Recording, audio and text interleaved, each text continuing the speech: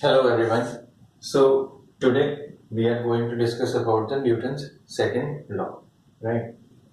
तो Newton second law के अंदर क्या होता है? जैसे कि अपन ने फर्स्ट लॉ पढ़ा, ठीक है, देखा अभी सारे लॉज जो है आपस में इंटरकनेक्टेड होते हैं।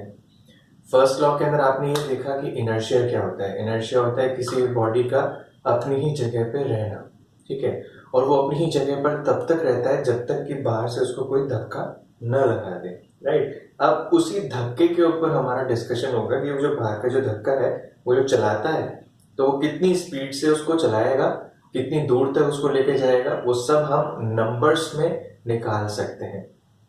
इसीलिए फर्स्ट लॉ ऑफ न्यूटन को बोलते हैं क्वालिटेटिव, क्योंकि वो क्वालिटी बताता है, ठीक है। ये ऑब्जेक्ट इतना भारी है तो ये नहीं चल पा रहा तो और ज्यादा फोर्स लगाओ तो चलेगा। और सेकंड लॉ को बोलते हैं क्वांटिटेटिव, क्योंकि वो क्वांटिटी बताता है, वो बता देता है कि हाँ ये 20 है, ये 30 है, ये 10 है, ऐसे नंबर्स में बता देता है। इसलिए सेकंड लॉ को हम बोलते हैं इट इज अ क्वांटिटेटिव, और फर्स्ट वाले को बोलते हैं it is a qualitative law, ठीक। तो इसको याद रखिएगा, मैंने लिखा है नहीं बट आप लिख सकते हैं। ओके, तो न्यूटन सेकंड लॉ कहता है कि जब जब फोर्स लगेगा that force will be directly proportional to rate of change of momentum on any system, ठीक। यानी कि जब जब किसी भी डब्बे के ऊपर, इस डब्बे के ऊपर अगर सपोज फोर्स लगता है, ठीक है, तो that force which is acting on this block, it is directly proportional to rate of change of momentum, rate of change of momentum।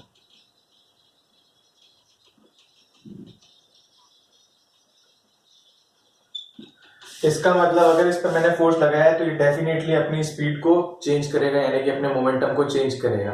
तुम ध्यान से देखो, दो यहाँ पे मास कांस्टेंट, इसका मतलब मोमेंटम का बदलना है तो सिर्फ और सिर्फ वेलोसिटी से ही बदलेगा, तो वेलोसिटी बढ़ चुकी आई बस आई में, तो मोमेंटम बढ़ चुका। तो इसका मतलब जब जब फोर्स लगेगा तब तब मोमेंटम में चेंजेस आएंगे, ऐसा इस लॉ का कहना है, ठीक है। एंड उस मोमेंटम में चेंज की वजह से, उस मोमेंटम के चेंज की वजह से, तो आप देखो इस मोमेंटम में जो भी चेंज आ रहा है वो भी ओवर सम टाइम आ रहा है, ठीक है। तो इसीलिए इसको बोला जाता है rate of change of momentum, because change of momentum upon time, ये है, ठीक है। तो it is directly proportional to rate of change of momentum. Proportionality होती है तो हम इसको हटा के कांस्टेंट लेके आते हैं। हालांकि इस डेरिवेशन में कांस्टेंट की वैल्यू जो है आपकी वो है 1, तो हम k को जो है रिप्लेस कर देते हैं 1 से, एंड आपका फॉर्मूला बन जाता है F equals to delta P upon T. Very simple. इस फॉर्मूले को डेल्टा पी अपॉन टी को हम ऐसे भी लिख सकते हैं m into final velocity minus m into initial velocity upon T, ठीक है। m सब में दोनों में कॉमन है तो v minus you upon T ऐसे आ सकता है। v minus you upon T को a पिछले चैप्टर की हेल्प से हम लिख सकते हैं, तो F इक्वल टू मा आपका फॉर्मूला बन गया। तो F इक्वल टू मा, ये बहुत इंपॉर्टेंट फॉर्मूला है, मा हमारी लाइफ में भी बहुत इंपॉर्टेंट होती है एंड इस जगह पे भी बहुत इंपॉर्टेंट है, क्योंकि इससे सारे के सारे क्वेश्चन आगे फ्यूचर में आपके होने वाले, ठीक। अब इसको अप्लाई कैसे करते हैं, इधर एक एक सिंबल का क्या मीनिंग है वो बहुत जरूरी है। कई लोग F इक्वल टू एम हर जगह लगाना चालू कर देते हैं, but be aware about this particular thing कि F जो होता है, ये F होता है नेट फोर्स। नेट मतलब कि सबका जोड़ के घटा के जो एक अकेला इकट्ठा फोर्स आएगा वो फोर्स नेट फोर्स होता है, और ये बाहर से लगना चाहिए तभी ये एक्सेलरेशन देगा, यानी कि चेंज ऑफ मोमेंटम देगा। फॉर एन एग्जांपल, किसी बॉडी पे 20 का धक्का लगा है, हम इधर से उधर से 10 का धक्का लगा रहे हैं, तो आप क्या लोगे, 20 इक्वल्स टू एम ए या फिर 10 इक्वल्स टू एम ए? हम दोनों ही नहीं लेंगे, हम लेंगे 20 इस तरफ है तो 20 उधर धक्का दे रहा है, और 10 इस तरफ है तो 10 इधर धक्का दे रहा है, यानी कि दोनों का अगर मैं जोड़ करूं तो 20 उधर है 10 इधर है, तो 10 ने इसके अंदर से 10 कैंसिल किया तो 20 माइनस 10, सिर्फ नेट कितना बचा, 10। इसको दोबारा से समझना, ये बहुत इंपॉर्टेंट है। मान लो कि मैंने 20 रुपए दिए, अगले ने मुझे 10 रुपए रिटर्न में दे दी, तो मैंने ओवरऑल कितने रुपए दिए उसको, 10 रुपए।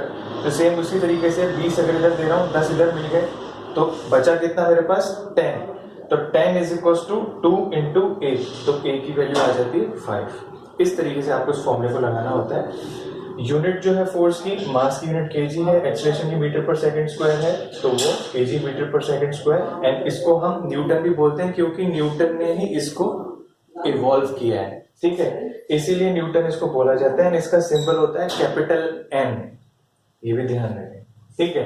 अब एक न्यूमेरिकल करके देखें।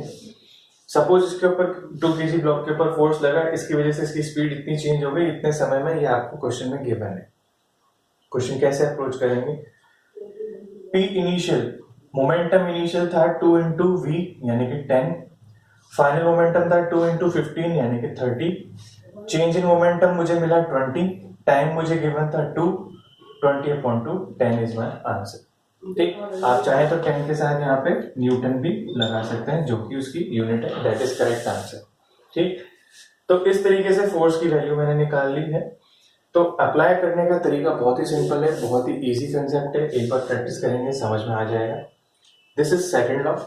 थर्ड लॉ भी बड़ा सिंपल सा है, ये कहता है कि for every action there is equal and opposite reaction. इसका कहने का मतलब ये है कि अगर मैं इस बोर्ड के ऊपर कोई फोर्स लगाऊंगा तो ये बोर्ड भी मुझ पर उतना ही फोर्स रिटर्न में लगाएगा, एंड उससे होगा ये कि ये दोनों ही चीजें नहीं रुकी रहेंगी, दोनों ही नहीं चलेंगी।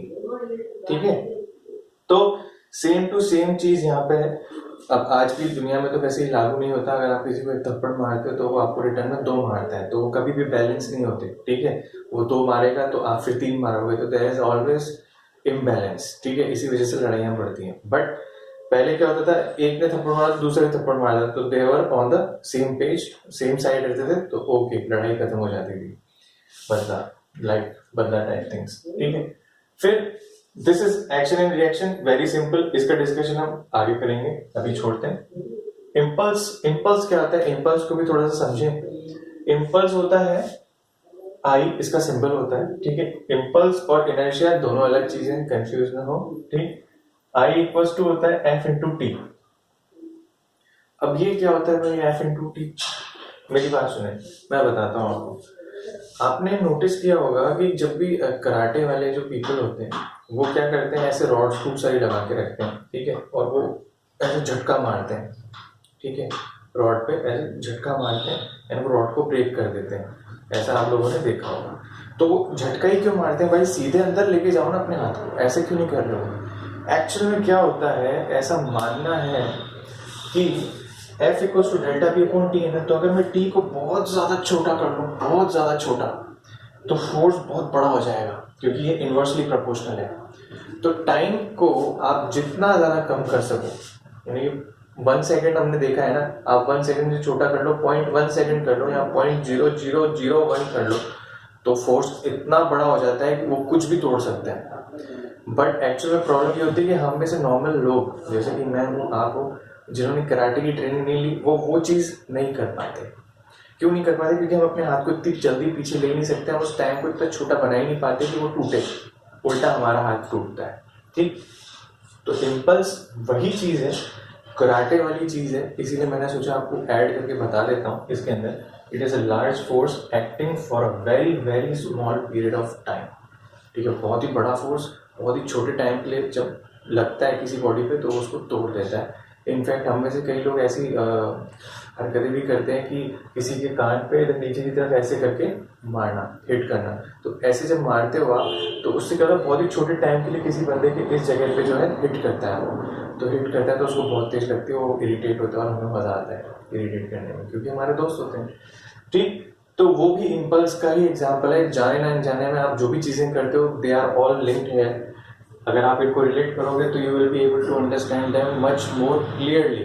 ठीक, जैसे कि इसके अंदर मैं बोलूँ चेंज इन मोमेंटम, तो मैं फुटबॉल को हिट करता हूँ तो वो जो रेस्ट में रहती है, रेस्ट में उसका मोमेंटम 0 होता होगा, फिर वो मोशन में आ जाती है तो उसका मोमेंटम बढ़ चुका है। तो यानी कि जब जब फोर्स रहेगा तब तब मोमेंटम में बदलाव आएगा, ये सेकंड लॉ कहता है। तो सेम टू सेम, अब मैं वॉलीबॉल जब खेलता हूँ तो मैं बॉल को जब ऐसे पुश करता हूँ तो बॉल तो आगे जाती ही है, बट मुझे भी चोट लग जाती है, लाल निशान हो जाते हैं हाथ पे। That is again action and reaction. तो मैंने बॉल को मारा तो बॉल ने भी मुझे मारा, तो दोनों को लगी है। ठीक, तो there is always action and reaction. ठीक, तो इसी तरीके से आप आज जो है स्टडी करेंगे, इनको देखेंगे, अपने आसपास के एग्जाम्पल्स लिखेंगे और एग्जाम्पल्स का पिक मुझे सेंड करेंगे, राइट? अपने सेल्फ एग्जाम्पल बनाएं और मुझे भेजें related to these videos. Thank you.